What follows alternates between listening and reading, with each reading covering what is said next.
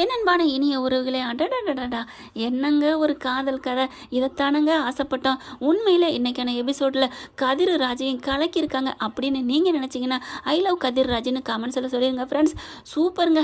நம்ம நேற்றே சொல்லியிருந்தோம், அப்படியே கதிரும் ராஜியும் என்னம்மா அடடடடா, ஃபஸ்ட்டு அடிக்கிற கையை அணைக்குன்னு சொல்லுவாங்க இல்லையா, அதே மாதிரி தாங்க ராஜியை அடிக்காத குறையா சும்மா பாஞ்சு பாஞ்சு திட்டுறாரு. உனக்கு அறிவு இருக்கா, அது இருக்கா, இது இருக்கா, எதுக்காக இப்படி வந்த, உனக்கு கொஞ்சமாவது இருக்கா, எங்கள் வீட்டில் அம்புடு படித்து படித்து சொன்னாங்க அப்படி இப்படின்னு கத்த. இந்த பிள்ளை எதுவுமே பதில் சொல்லாமல் அமைதியாக கேட்டுக்கிட்டு நிற்கிது ராஜி. அதுக்கப்புறம் இல்லை கதிர், நீ இப்படிலாம் திட்டாத கதிர், நான் தான் தெரியாமல் வந்துட்டேன்னு சொன்னேன்ல அப்படி இப்படின்னு கேட்க, நீ என்கிட்ட சொல்கிறதுக்கு என்ன, உனக்கு வாய் என்ன இருக்குது அப்படி இப்படின்னு கத்துறாங்க. அது வந்து ஃபோனை பிடுங்கிக்கிட்டாங்களா அப்படின்னு ஃபோனை எடுத்து கொடுக்குறாரு. ஏய், இந்த ஃபோனு உன்ட்ட எப்படி வந்துச்சு அப்படின்னு ராஜி கேட்குறாங்க.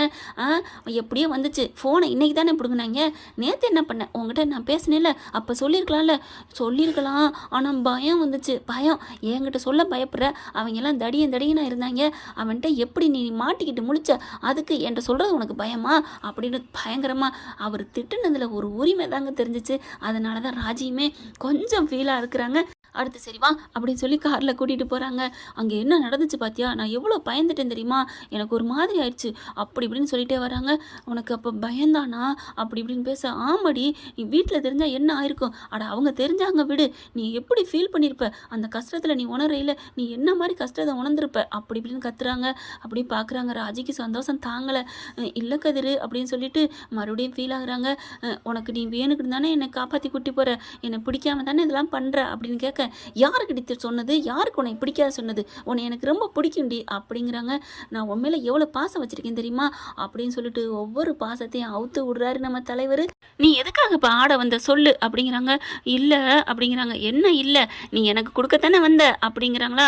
ஆமாம் அப்படின்னு கடைசியில் ஒத்துக்கிறாங்க. ஏங்க ராஜி, ஏன் இப்படி பண்ணுற, இல்லை நீ என்னால் தானே இப்படி கஷ்டப்படுறேன், ஐயோ நீ அப்படிலாம் நினைக்கவே நினைக்காத, நான் உன்னை கல்யாணம் பண்ணிக்கிட்டதுக்காக கஷ்டப்படுறேன் நீ நினைக்காத, உன்னை கல்யாணம் பண்ணாமல் இருந்தால் மட்டும் நான் என்ன பெரிய கோட்டீஸ்வரன் ஆயிருப்பேனா, இல்லை நீ நல்லா படித்து முடிச்சிருப்ப, இல்லை நான் அப்படி தான் படிப்பேன், என்னோட படிப்பு அவ்வளோதான், கார் ஓட்டுறது என்னோட பொழப்பாக இருக்குது, அவ்வளோதான், உனக்கு செஞ்சது எல்லாமே நான் இஷ்டப்பட்டு தான் செஞ்சேன், நீ அப்படிலாம் நினைக்காத ராஜி, உன் மேலே எனக்கு பிரியப்பட்டு தான் செஞ்சேன், உன் மேலே எனக்கு காதலோட தான் செஞ்சேன் அப்படின்னு எல்லாத்தையும், உன் மேலே இருக்கிறது எனக்கு பாசம்தான், வேறு எதுவும் இல்லை அப்படிங்கிறாங்க.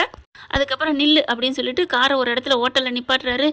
ஆஹா, எனக்கு பசிச்சிச்சு, கரெக்டாக நிப்பாட்டிட்டானே அப்படின்னு நினைக்கிறாங்க. நீ மட்டும் இரு அப்படின்னு ஹோட்டலுக்குள்ளே போயிடுறாரா.